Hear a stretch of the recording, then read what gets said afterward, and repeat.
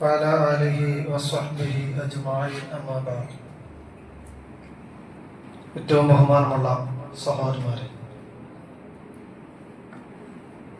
വിശുദ്ധ ഖുർആനിൽ സൂറത്തു ബഖറയിലെ 12-ാമത്തെ വചനം, وَإِذَا قِيلَ لَهُمْ لَا تُفْسِدُوا فِي الْأَرْضِ قَالُوا إِنَّمَا نَحْنُ مُصْلِحُونَ أَلَا إِنَّهُمْ هُمُ الْمُفْسِدُونَ وَلَكِنْ لَا يَشْعُرُونَ. وَإِذَا قِيلَ لَهُمْ, ഒരു ജനതയോട് പറയപ്പെട്ടാൽ, ലാ തുഫ്സിദു ഫിൽ അർദ്, നിങ്ങൾ ഭൂമിയിൽ കുഴപ്പങ്ങൾ ഉണ്ടാക്കി വെക്കരുത്. ആ സമയത്ത് ഖാലൂ, അവർ പറയും, ഇന്നമാ നഹ്നു മുസ്ലിഹൂൻ, ഞങ്ങൾ കുഴപ്പങ്ങൾ ഉണ്ടാക്കുന്നവരല്ല, ഞങ്ങൾ മനുഷ്യാവകാശത്തിന്റെ ആളുകളാണ്, നമ്മൾ മാനവികതയുടെ നന്മയുടെ പ്രതീകങ്ങളാണ് എന്നവർ പറയും. അലാ, അറിഞ്ഞുകൊള്ളണം, ഇന്നഹും ഹുമുൽ മുഫ്സിദൂൻ, അവർ തന്നെയാണ് കുഴപ്പക്കാർ, അവർ തന്നെയാണ് അക്രമകാരികൾ. വലാകിൻ ലാ യശ്ഉറൂൻ, പക്ഷേ കാര്യങ്ങളെക്കുറിച്ച് അവർക്ക് ധാരണയില്ല. ഭൂമിയിൽ എല്ലാ കുഴപ്പങ്ങളും, നാട്ടിലെല്ലാ കുഴപ്പങ്ങളും ഉണ്ടാക്കി ഞങ്ങളല്ല കുഴപ്പക്കാർ, അവരാണ് കുഴപ്പക്കാർ എന്ന് പറയുന്ന ഒരു ടീം, ഒരു സമൂഹം, ഒരു ജനത ഈ ഭൂമിയിൽ ഉണ്ടാകും എന്നാണ് അല്ലാഹു തആല പറയുന്നത്. പെരുന്നുണകൾ പറഞ്ഞ് ആ നുണകളെ സത്യമാക്കിയിട്ട് ലോകത്തിന്റെ മുമ്പിൽ അവതരിപ്പിക്കുന്ന ഒരു പ്രത്യയശാസ്ത്രം. ഇന്ന് അത്തരം നുണകളുടെ പ്രചാരകരായി ലോകത്തിന്റെ ആധിപത്യം പുലർത്തുന്ന ഒരു വിഭാഗമാണ്, നമുക്കറിയാം, സയണിസം, അതുപോലെ തന്നെ ഫാഷിസം.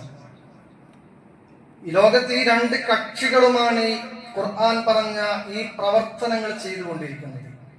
അവർ ചെയ്യുന്ന മുഴുവനും നാടിന്റെ, രാജ്യത്തിന്റെ, ലോകത്തിന്റെ സ്വസ്ഥതക്കും സമാധാനത്തിനും വിരുദ്ധമാണ്, മാനവിക വിരുദ്ധമാണ്, മനുഷ്യത്വത്തിന് യോജിക്കാത്ത കാര്യങ്ങളാണ്. എന്നിട്ട് അവര് പറയും, ഞങ്ങളാണ് മനുഷ്യത്വത്തിന്റെയും ഞങ്ങളാണ് മാനവികതയുടെയും ആളുകളെന്ന്. ഖുർആൻ പറയാണ്, അലാ ഇന്നഹും ഹുമുൽ മുഫ്സിദൂൻ, അവര് തന്നെയാണ് കുഴപ്പക്കാർ.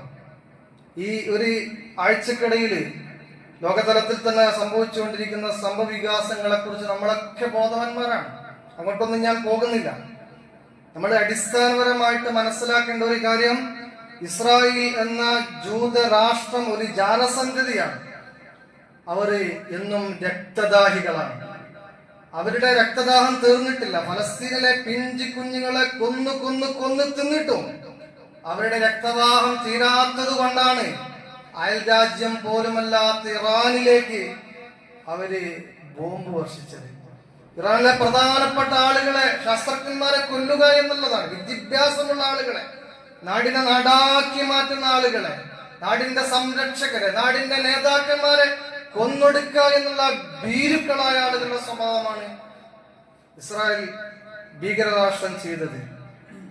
ഫലസ്തീനിലെ പിഞ്ചു കുഞ്ഞുങ്ങളെ രക്തം കുടിച്ച് തീരാഞ്ഞിട്ടാണ്, ആ രക്തത്തിന്റെ കൊതി മാറാഞ്ഞിട്ടാണ് ഇറാൻ ജനതയിലേക്ക് അവർ പോകുന്നത്, അവരുടെ രക്തം കുടിക്കാൻ വേണ്ടി. പക്ഷേ ഈ രക്തദാഹികളായ ആളുകൾ ഒറ്റക്കല്ല എന്നുള്ളതാണ് നമ്മളെ അത്ഭുതപ്പെടുത്തുന്നതും അതോടൊപ്പം തന്നെ നമ്മളൊക്കെ ദുഃഖത്തിലാഴ്ത്തുന്നതും. ഈ രക്തദാഹികളായ ആളുകൾക്ക് അമേരിക്ക എന്ന ലോകം കണ്ട ഏറ്റവും വലിയ സാമ്രാജ്യ ശക്തിയായ, അല്ലെങ്കിൽ ലോകത്തിൽ ഏറ്റവും വലിയ കൊടും ഹത്യ ചെയ്ത, ഹിറ്റ്ലറേക്കാൾ വലിയ കൊടും ഹത്യ ചെയ്ത അമേരിക്കയുടെ സപ്പോർട്ട് ഉണ്ട് എന്നുള്ളതും നമ്മൾ മനസ്സിലാക്കണം. ഈ സത്യമൊക്കെ എല്ലാവർക്കും അറിയുന്ന കാര്യമാണ്. അതോടൊപ്പം അമേരിക്കയുടെ ഇംഗിതത്തിന് വഴങ്ങുന്ന G7 എന്ന ഓമന പേരിട്ട് നടക്കുന്ന കുറച്ച് യൂറോപ്യൻ രാഷ്ട്രങ്ങളും ഈ ഇസ്രായേലിനെ പിന്തുണച്ചുകൊണ്ടിരിക്കുകയാണ്. നമ്മൾ ആലോചിക്കേണ്ടത്, ശരാശരി ഒരു മനുഷ്യത്വമുള്ള, മാനുഷിക മൂല്യത്തെ കുറിച്ച് ആലോചിക്കുന്ന ഒരു മനുഷ്യനായ ഒരാൾക്ക് എങ്ങനെയാണ് ഈ ക്രൂരതയുടെ പ്രതീകങ്ങളായ അധിനിവേശ ശക്തികളെ സപ്പോർട്ട് ചെയ്യാൻ സാധിക്കുക? മാനവികത തൊട്ട് തീട്ടിയിട്ടില്ലാത്തൊരു വിഭാഗം, അങ്ങനെയുള്ള ആ വിഭാഗത്തെ ഇന്നും നമ്മുടെ നാട്ടിൽ തന്നെയുള്ള ചില ആളുകളൊക്കെ ഇസ്രായേലിനെ സപ്പോർട്ട് ചെയ്യുന്നു എന്ന് പറയുമ്പോൾ അവരുടെയൊക്കെ മനുഷ്യത്വവും മാനവികതയും നമ്മൾ പരിശോധിക്കേണ്ടതുണ്ട്. ആലോചിച്ച് നോക്കണം. പരമാധികാര സ്വാതന്ത്ര്യമായ ഒരു രാജ്യത്തെ ഒരു കാരണവുമില്ലാതെ കയറി അടിക്കുകയാണ്. അയൽപക്കത്തെ രാഷ്ട്രമാണെങ്കിൽ എന്തെങ്കിലുമൊക്കെ അല്ലറ ചില പ്രശ്നങ്ങളൊക്കെ സ്വാഭാവികമായി ഉണ്ടാവും. അതൊന്നുമില്ല. അങ്ങനെ ബോംബിട്ട് കൊല്ലാണ് ശാസ്ത്രജ്ഞന്മാരെ. ആരാണ് ഈ ധിക്കാരികളായ ആളുകൾക്ക് ഇതിന് സമ്മതം കൊടുത്തത്? മറ്റൊരു രാജ്യത്തേക്ക് കയറിയടിക്കാൻ ഇവർക്ക് ആരാണ് അർഹത കൊടുത്തത്? എന്നിട്ടോ ഇതിന് പറഞ്ഞ ചില ന്യായങ്ങളുണ്ട്. രസകരമായ ന്യായം, നുണയിൽ കലർന്ന ന്യായമാണ് പറഞ്ഞത്. കാരണം ഇറാൻ എന്ന രാഷ്ട്രം ലോക സമാധാനത്തിന് ഭീഷണി എന്നതാണ് ഒന്നാമത്തെ കാരണം. രണ്ടാമത്തെ കാരണം, അണുവായുധം നിർമ്മിക്കുന്നു അത്ര ഇറാന്. അണുവായുധം ലോക സമാധാനത്തിന് ഭീഷണിയാണ്. ആരാണ്? ഇസ്രായേലാണ് പറഞ്ഞത്. എന്ത് തമാശയാണ്! അഥവാ അണുവായുധം കയ്യിൽ വെച്ച ഒരു രാഷ്ട്രം, അണുവായുധം നിർമ്മിച്ചു കൊണ്ടിരിക്കുന്ന, അതിനുവേണ്ടി പണിയെടുത്തുകൊണ്ടിരിക്കുന്ന ഒരു രാഷ്ട്രം, അതോടൊപ്പം തന്നെ മനുഷ്യനെ ഇഞ്ചിഞ്ചായി ഓരോ പ്രദേശത്തും ഫലസ്തീനിലടക്കം ഇഞ്ചിഞ്ചായി കൊന്നുകൊണ്ടിരിക്കുന്ന ഒരു രാഷ്ട്രം, അവര് ഒരു പ്രദേശത്തിന്റെ ലോകത്തിന്റെ തന്നെ മൊത്തം സമാധാനം കെടുത്തിക്കളയുന്ന ഒരു രാഷ്ട്രം, ഇസ്രായേൽ എന്ന ഭീകര രാഷ്ട്രം, അവര് ചെയ്തുകൊണ്ടിരിക്കുന്ന ഒരു പ്രവർത്തനം മറ്റൊരു രാജ്യത്തിന്റെ മേൽ ആരോപിക്കുകയാണ്. അതാണ് ഖുർആൻ, അലാ ഇന്നഹും ഹുമുൽ മുഫ്സിദൂൻ, അവർ തന്നെയാണ് കലാപകാരികൾ, അവർ തന്നെയാണ് ഭീകരന്മാർ എന്ന് ഖുർആൻ പറയുന്നത്. മനുഷ്യന്റെ രക്തത്തിന്, മനുഷ്യന്റെ ജീവന് എന്തെങ്കിലും വില ഈ സമൂഹം, ഈ ഇസ്രായേൽ ഭരണകൂടം കൊടുത്തിട്ടുണ്ട് എന്ന് സങ്കല്പിച്ചാൽ എങ്ങനെയാണ് ഇന്നും മനുഷ്യനെ അവിടെ പട്ടിണിക്കിട്ട് കൊല്ലുക? ആലോചിച്ച് നോക്കണം. ഇപ്പോഴും ഗസയിലെ വിശ്വാസികളായ ആളുകളെ, ഫലസ്തീൻ ജനതയെ പട്ടിണിക്കിട്ട് അവരെ കൊന്നുകൊണ്ടിരിക്കുക. ഭക്ഷണത്തിന് വേണ്ടി ആർപ്പ് വിളി കൂട്ടുന്ന ആളുകൾ ക്യൂ നിൽക്കുകയാണ്. ആ ക്യൂ നിൽക്കുന്നതിന്റെ ഇടയിലേക്ക് വെടിവെക്കുകയാണ്. കഴിഞ്ഞ ആഴ്ച 40 ആൾക്കാർ മരിച്ചു. ഇന്നലെ 18 പേരെ ഭക്ഷണത്തിന് വേണ്ടി ക്യൂ നിൽക്കുന്ന ആളുകളെ ഇസ്രായേൽ ഭീകര രാഷ്ട്രത്തിന്റെ സൈന്യം വെടിവെച്ച് കൊല്ലുന്നുള്ളതാണ്. അതിപ്പോ എവിടെ കണക്കില്ല. ഗസപ്പ് എല്ലാവരും വിട്ടു. ഗസയിലെ പാവപ്പെട്ട ജനങ്ങളെ കുറിച്ച് എവിടെ ഒരു ചർച്ചയില്ല. നമ്മൾ മനസ്സിലാക്കേണ്ടത് ഇവരുടെ ഈ അക്രമത്തിന്റെ പിന്നിൽ ചില ലക്ഷ്യങ്ങളുണ്ട്. ഒന്നാമത്തെ ലക്ഷ്യം നമുക്കൊക്കെ അറിയാം, അധികാരം ഉറപ്പിക്കണം. നെതന്യാഹു എന്ന ഭീകരനായ അധികാരിയെ സംബന്ധിച്ചിടത്തോളം അയാളുടെ അധികാരം അവിടെ സുസ്ഥിരമാക്കണം, അതാണ് താല്പര്യം. യുദ്ധത്തിന്റെ കുറെ വിഷയങ്ങൾ നടക്കുമ്പോഴാണ് ഭരണമാറ്റത്തെ കുറിച്ചൊന്നും ആലോചിക്കൂല പിന്നീട് ജനങ്ങൾ. അപ്പൊ അധികാരം അരക്കിട്ടുറപ്പിക്കുക എന്നുള്ളതാണ് ഒന്നാമത്തെ താല്പര്യം. മറ്റൊരു താല്പര്യം ആയുധ കച്ചവടമാണ്. യുദ്ധങ്ങൾ നടക്കുമ്പോഴാണ് ആയുധ കച്ചവടം നടക്കുള്ളൂ. അതോരോ രാജ്യത്തെ സംബന്ധിച്ചിടത്തോളം വരുമാന മാർഗമാണ്. പ്രത്യേകിച്ച് ലോക പോലീസ് പട്ടം ചമയുന്ന അമേരിക്ക എന്ന ഭീകര രാഷ്ട്രത്തിന് ആയുധം കച്ചവടം നടക്കണം. അപ്പൊ അവിടെ എപ്പോഴും എന്തെങ്കിലും പ്രശ്നങ്ങൾ ഉണ്ടാക്കിക്കൊണ്ടിരിക്കണം എന്നുള്ളതാണ് നമുക്കൊക്കെ അറിയുന്ന കാര്യമാണ്, ഓർമ്മപ്പെടുത്തുകയാണ്. മൂന്നാമതൊരു പ്രത്യേകത പ്രത്യയശാസ്ത്ര വിരോധമാണ്. അഥവാ മിഡിൽ ഈസ്റ്റ് രാജ്യങ്ങൾ മുസ്ലിം രാഷ്ട്രമായതുകൊണ്ട് തന്നെ അവിടെ ഇസ്ലാമികമായ മൂല്യങ്ങൾക്ക് പ്രാധാന്യം നൽകുന്നു എന്നുള്ളത് കൊണ്ട് തന്നെ മുസ്ലിമീങ്ങളായ ആളുകൾ അവരുടെ ആരാധനാപരമായ കാര്യം കൃത്യമായി നിർവഹിക്കുന്നു എന്നുള്ളത് കൊണ്ട് തന്നെ പ്രത്യയശാസ്ത്രപരമായ വിരോധം അത് നൂറ്റാണ്ടുകൾക്ക് മുമ്പ് പഴക്കമുള്ളതാണ്. ആ വിരോധം ഇങ്ങനെ പുറത്തു വരികയാണ്. നമ്മൾ ചിന്തിക്കേണ്ട ഒരു സംഗതി, ഇസ്രായേൽ എന്ന രാഷ്ട്രം സ്വയം നിലനിൽപ്പുള്ള ഒരു രാജ്യമേ അല്ല. ഇസ്രായേലിന് ആയുധങ്ങളും തന്ത്രങ്ങളും ടെക്നോളജിയും എല്ലാം നൽകുന്നത് അമേരിക്കയാണ്. ഇസ്രായേൽ എന്ന രാജ്യം ആ പ്രദേശത്ത് നിലനിൽക്കേണ്ടത് അവരുടെ ആവശ്യമാണ്. അതുകൊണ്ട് ഇസ്രായേൽ രാജ്യത്തിൽ അവർ നിലനിർത്തും. അവരാണ് അവരെ കൊണ്ടുവന്ന് ഫലസ്തീൻ എന്ന ഭൂമിയിൽ ഇസ്രായേൽ രാജ്യത്തെ സ്ഥാപിച്ചത് ഇവരാണ് നമുക്കറിയാം. അഥവാ അമേരിക്കയുടെ ഒരു സ്റ്റേറ്റ് പോലെ വർക്ക് ചെയ്തുകൊണ്ടിരിക്കുന്നു ഇസ്രായേലിന്റെ ഏറ്റവും വലിയ പ്രതിരോധ ഒരു സംവിധാനമാണ് അയൺ ഡോം എന്ന് പറയുന്നത്. ഏത് മിസൈൽ വന്നാലും അതിനെ നിഷ്പ്രഭമാക്കി കളയുന്ന അയൺ ഡോം അമേരിക്ക കൊടുത്തതാണ്. ഇപ്പോ അമേരിക്കയോട് അവർ ആവശ്യപ്പെട്ടുകൊണ്ടിരിക്കുന്നത് ക്ലസ്റ്റർ ബോംബുകൾ വേണമെന്നാണ്. ഇസ്രായേലിനെ ബോംബിട്ട് തകർക്കാൻ അമേരിക്കയുടെ ഓരം ചേർന്നല്ലാതെ ഇസ്രായേലിന് ഒന്നും ചെയ്യാൻ കഴിയില്ല. ഈ ശാക്തിക ചേരിയുടെ പിൻബലമില്ലെങ്കിൽ, അവർ നൽകുന്ന പണവും ആയുധവും ടെക്നോളജിയും ഇല്ലെങ്കിൽ ഇസ്രായേൽ എന്ന രാഷ്ട്രം വെറും 0 ആണ്. അഥവാ ഭരണകൂടം നിലനിർത്താൻ അവർ നടത്തുന്ന ഒരു തന്ത്രം, ആയുധം കച്ചവടം നടത്താൻ അമേരിക്ക നടത്തുന്ന ഒരു തന്ത്രം, വിശുദ്ധ ഇസ്ലാമിനോട് അവർ പുലർത്തുന്ന പ്രത്യാശാസ്ത്രപരമായ ഒരു വിരോധം. അല്ലെങ്കിൽ ആ ഒരു പ്രദേശത്ത് മാത്രം എപ്പോഴും സംഘർഷങ്ങൾ, ആ സംഘർഷങ്ങൾ ഉണ്ടാക്കിയിട്ട് അവർ പറയും മിഡിൽ ഈസ്റ്റിൽ സംഘർഷങ്ങൾ ഉണ്ടാക്കി, യമനിലും അഫ്ഗാനിസ്ഥാനിലും ഇറാഖിലും ഇറാനിലും ഒക്കെ സംഘർഷങ്ങൾ ഉണ്ടാക്കിയിട്ട് ആ നുണയന്മാർ പറയും മുസ്ലിം രാഷ്ട്രങ്ങളിൽ എപ്പോഴും കുഴപ്പമാണ് എന്ന് പറയും. അതാണ് ഇന്നമാ നഹ്നു മുസ്ലിഹൂൻ, അവരാണ് കുഴപ്പത്തിന്റെ ആളുകൾ. എന്നിട്ട് ഞങ്ങൾ ഇന്നമാ നഹ്നു മുസ്ലിഹൂൻ, ഞങ്ങൾ നല്ല പിള്ളയാണ്, ഞങ്ങൾ മനുഷ്യാവകാശത്തിന്റെ ആളുകളാണെന്ന് അവർ പറഞ്ഞുകൊണ്ടിരിക്കും.